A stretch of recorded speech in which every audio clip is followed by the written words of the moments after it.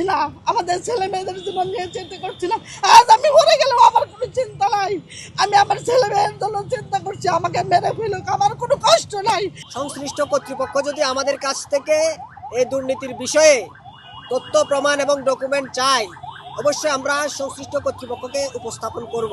বিশ্ব সাহিত্য কেন্দ্রের এটা প্রধান নির্বাহী হলো প্রফেসর আব্দুল্লাহ আবু সাইদ। আপনারা জানেন এই প্রধান আব্দুল্লাহ আবু সাইদের সিগনেচার ছাড়া, স্বাক্ষর ছাড়া বিশ্ব সাহিত্য কেন্দ্রে কোনো রকম আপনার কোনো কিছুই হয় না।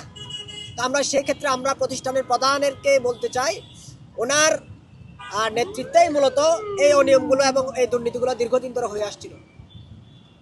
বিশেষত বিগত ফ্যাসিস্ট সরকারের আমল থেকে তারা এই অনিয়ম এবং দুর্নীতিগুলো করে আসছিল।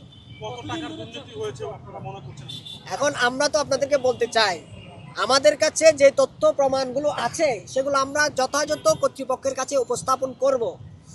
এখন আপনারা যদি আমাদেরকে জানতে চান, আমি তো বললাম বিশ্ব সাহিত্য কেন্দ্র ভ্রাম্যমাণ লাইব্রেরি এটা একটা প্রকল্প, সরকারের প্রকল্প। এই প্রকল্প থেকে তারা টাকা সরকার থেকে নিয়ে এই টাকাগুলো প্রকল্পের খাতে ব্যয় করে নাই, পাঠ অভ্যাসের জন্য ব্যয় করে নাই, পাঠ চর্চার জন্য ব্যয় করে নাই। তারা এটা দিয়ে জমি ক্রয় করেছে, তারা এটা নিয়ে ব্যাংকে এফডিআর করে রেখেছে। তাদের আমরা ভ্যানের ভাড়া দিতে পারছি না, স্কুলে নিয়ে যেতে ভাড়া পাচ্ছি না। কিভাবে তারা আলোকিত মানুষ গড়াবে, কিভাবে তারা আলোকিত প্রতিষ্ঠান কিভাবে মানুষকে আলোকিত করবে? তারা কি নিজেরা আলোকিত? আগে নিজেরা আলোকিত হোক, তারপরে মানুষকে আলোকিত করার চেষ্টা করুক। আগে তারা আলোকিত হোক, ভালো তাদের ভিতরে বিকাশ আনুক। বিকাশ তো তাদেরই নাই, কারা তাদের বিকাশ করবে? যারা বিশ্ব সাহিত্য কেন্দ্রে যারা আছেন তারা কি আলোকিত মানুষ? তাদের বিবেক আছে? তারা যদি আজকে বিবেকবান হতো এতগুলো মানুষের চাকরিচ্যুত করে, তারা জানে না তাদের ফ্যামিলি আছে, তাদের বাচ্চা আছে, তাদের ছেলে মেয়েরা কি খাবে, তারা কি পড়বে, তারা কোথায় যাবে, তারা রাস্তায় নামবে? এরা হলো এত বড় মানবিক, এরা কিসের আলোকিত মানুষ?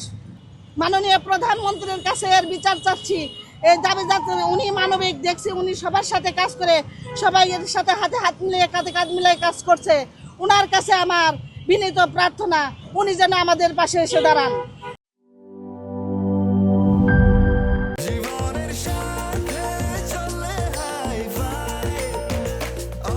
স্বাস্থ্যকর অল টাইম, সব সময় অল টাইম হেলদি লাইফ।